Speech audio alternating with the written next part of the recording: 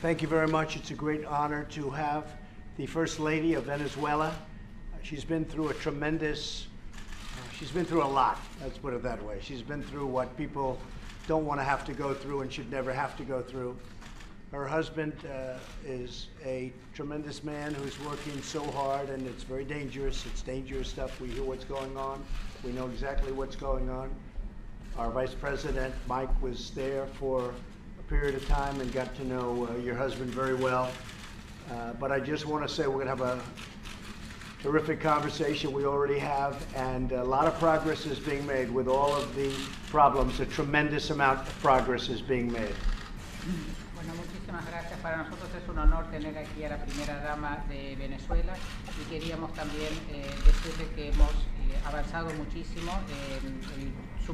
La última vez que vimos a su marido era una persona excelente. Sabemos que trabaja muy denodadamente, su vida está en peligro, así que queremos demostrarle que nosotros estamos con él. El vicepresidente Mike lo conoció personalmente y realmente demostró y expresó cuánto lo apreciaba y el valor que tenía. Nosotros estamos teniendo muy buenas conversaciones, hemos avanzado muchísimo y hemos avanzado mucho en la solución de los problemas. Venezuela was a country with tremendous potential and is still a country with tremendous potential. But people are starving, they're being killed, they're being beaten. What's going there is unfathomable to everybody that sees and everybody that gets reports. We're getting reports that are horrible. The potential of Venezuela, if done properly and with democracy, would be incredible. It was one of the richest companies, certainly one of the truly rich countries of the world, and now it's one of the poorest countries of the world. You look at what's happened. Despite oil, the oil's not coming out. Everything's broken.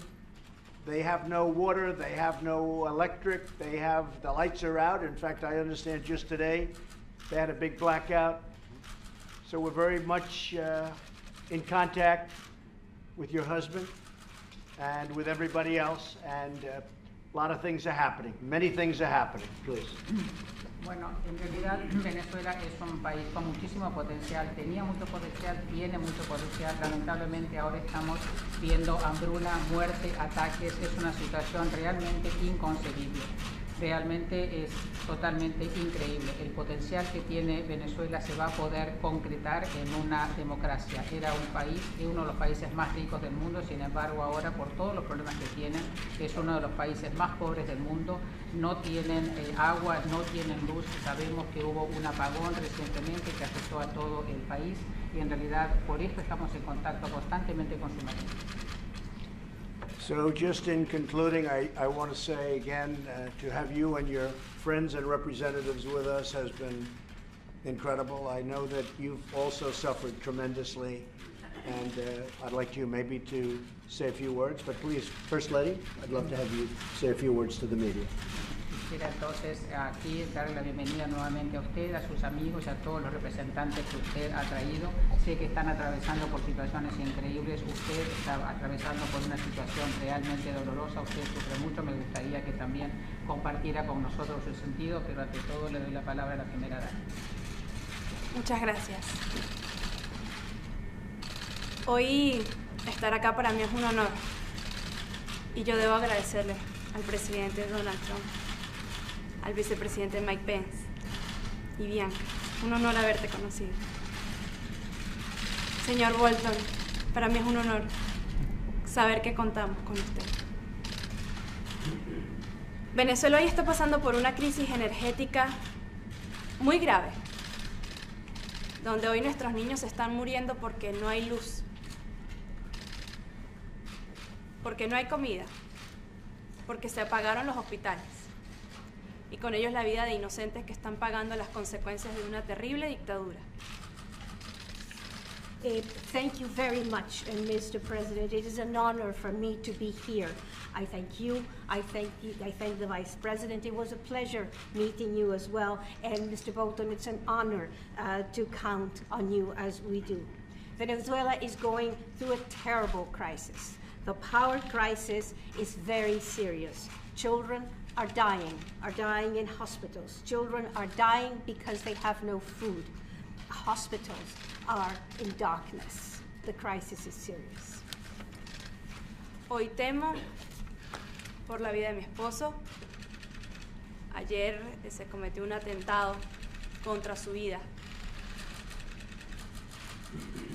Fue secuestrado su jefe de gabinete, Roberto Marrero, de la manera más violenta y vil, haciendo de este un ataque directo al presidente Juan Guaidó.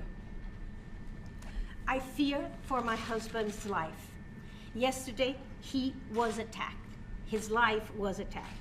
Also, his chief of staff, Roberto Marrero, was kidnapped in a very violent and vile manner. Roberto no solo es el jefe del despacho del presidente, además es nuestro amigo personal. Not only is he his chief of staff, he is our personal friend. Además, fue detenido el primo de la mamá del presidente, involucrándoles en actos de terrorismo. Y también acusando a Gustavo Guaidó, el hermano del presidente, y así darle un golpe al círculo más cercano del presidente Guaidó, pretendiendo desestabilizarlo de su lucha. Yesterday also they detained his mother's cousin. He was accused of terrorism. And Gustavo Guaidó, his brother, was also accused. So they are hitting everything that is closest to him, trying in that way to destabilize them. Lo que no sabían es que esto solo nos da impulso para salir adelante, para no descansar, porque nuestro objetivo es salvar vidas, es recuperar la libertad, y es que no vamos a permitir que nuestros niños, nuestros adultos mayores, sean los que sigan sufriendo las consecuencias de una terrible dictadura. Hoy el tema de Venezuela es un caso de humanidad. But what they don't know is that when they do that, what they're doing is pushing us forward. We will not rest. We are here to save lives and to give back freedom. We want to save our children, we want to save our elderly who are the ones who are suffering. And this is what Venezuela is going through. Sabemos que no estamos solos. Sabemos que contamos con los Estados Unidos, con la comunidad internacional que respalda la lucha democrática, con el mundo entero que nos ve, que nos escucha.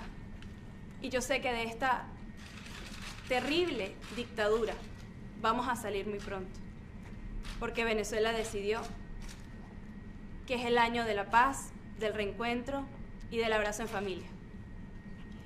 Venezuela is not alone. The U.S. is with Venezuela. The international community is with Venezuela. The world is with Venezuela. The world sees and the world hears the terrible consequences of this dictatorship. But Venezuela decided that this is the year of peace, and we are going to be able to go forward. Y queremos alertar al mundo de los posibles continuos atentados en contra del presidente Juan Guaidó, de la ola de represión y detenciones que ha tomado niveles agresivos contra el entorno del presidente. Atacar a su entorno es atacarlo a él, pero nada lo va a detener. We also want to warn the world that what we are seeing is a wave of attacks against the president. There's repressions, there's prison, and what they want is to attack him. Hoy luchamos contra la vida y la muerte, y nosotros sabemos que la vida es la que va a triunfar. We're fighting for life and death, and we know that what will triumph in the end is life. Y sabemos que ustedes van a ser parte de ese proceso. I know that you will be part of this process. Muchas gracias. Thank you. Thank you very much. It's very well said, beautifully said. Appreciate it. Could you tell us about your husband? Something happened that's very terrible. He was at home last week, At 2 a.m., the political forces of Nicolas Maduro entered in a brutal raid in our house. And he called me like at 2 a.m. He was, like desperate. There were like 60 people around trying to get by the force in our house. They finally did, and we, with lack of communication, and they destroyed our house, our child's room, everything. They planted guns and things, and this has been for 3 hours. It was a nightmare. And after that, they kidnapped him, and we didn't know anything about him for 6 days. They've been trying to delay the process because we have no lights at all, so the electricity is not working, so we doesn't know anything. And he was the second on board and a personal friend of Juan Guaidó. So this is a personal attack to his team, because they work together, they take decisions together, they were working together in the National Assembly. So as a family, we are afraid for his life. We haven't have any communication. We have a 7-year-old kid who doesn't know anything. And I just explained we can go back. And I want to ask you, help, because we are fighting, but we can do it ourselves. So they took him, and he's in prison now? Yeah. Do you know where he is? Yeah, well, we know the place, but we haven't spoke to him or seen him. No communication No whatsoever? communication at all. Okay. We are with Venezuela. We are with your husband, as you know, and you're with the people that he represents, which is a big majority of the country. What's happening there should not happen and be allowed to happen anywhere. So we're with you 100%. Okay? Please give my regards. It'll all work out. It's all going to work out. It always does. We're going to get it to work out. Thank you very much. It'll be fine. Steve? Mr. President, what sort of complications does the Russian involvement now pose? Russia has to get out. All right, what's your next question? Mr. President, are you thinking of increasing pressure on Venezuela, and how will you do that? Say it. Are you thinking of increasing pressure on Venezuela, and how will you do that? Well, they've got a lot of pressure right now. They have no money, they have no oil, they have no nothing. They got plenty of pressure right now, so we'll see. They have no electricity, and other than military, you can't get any more pressure than they have. Unfortunately, a lot of people are starving. They don't take the aid. Maduro won't take aid. We've sent hundreds of millions of dollars worth of aid to the border. He won't take the aid. He'd rather have his people starve than take the aid. I don't think that's good, even from a political standpoint. Even from a dictator standpoint, I don't think that's good.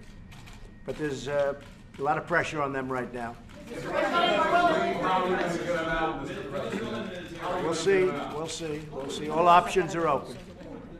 Just so you understand, all options are open. Go ahead. All options are open, yeah. Would you tell them it's better to let go now before things get much worse? I'm not going to tell them anything. They'll make their own decision. Mr. President, have you just said Russia needs to get out. Have you in any way communicated that through Mr. Bolton or through the representative at the United States? They know. They know very well. They know very well. Go ahead. Next question. Is your staff opposed to you and your views on healthcare? Do you think... Now, look, we're not talking about healthcare right now, but I will. The Republican Party is the and you will see this very soon, because Obamacare is a disaster. It's too expensive by far. People can't afford it, and the deductible is horrible. So the premiums cost too much. The deductible is horrible. The only difference between now and the other administration is that we're administering Obamacare very well. So we've made it better, but it's still horrible, no good. It's something that we can't live with in this country because it's far too expensive for the people. Not only for the country, but I'm not even thinking about for the country. It's too expensive, the premiums are too expensive. People are going broke trying to pay for it. And the deductibles are averaging over $7,000. So you have to spend $7,000 before you get anything. That's a very unusual circumstance. So the deductibles are way too high. Obamacare is a disaster. So we're going to be the part, and I said it yesterday, and I mean it 100%. I understand healthcare now, especially very well. A lot of people don't understand it. We are going to be, the Republicans, the party of great healthcare. The Democrats they've let you down. They came up with Obamacare. It's terrible. I got rid of the individual mandate. That was the worst part of Obamacare because people were forced to pay a lot of money to get health care that they didn't want, okay? Now they don't have to pay that money. People are all over this country thanking me. Every time I go out, they thank me. They don't have to pay a vast amount of money to have bad health care. So we got rid of the individual mandate. That was a big thing. We will, you watch, we're going to be the party of great health care. And the Democrats have let you down. They've really let you down. Obamacare doesn't work. It's too expensive. And you take a look at everything with deductibles, it's a disaster. It's a disaster for our people. We're not going to allow it to go. So we're coming up with plans. We have a lawsuit right now going where phase 1 of the lawsuit terminates Obamacare, essentially terminates Obamacare. You know that. That's the Texas lawsuit. We think it'll be upheld, or we think it'll do very well in the Supreme Court. And if the Supreme Court rules that Obamacare is out, we will have a plan that's far better than Obamacare. Thank you all very much. I appreciate it. Thank you. Thank you. Thank you, everybody. Thank you. Go this way. Thank you, President. No time. Go this way. Thanks, everybody.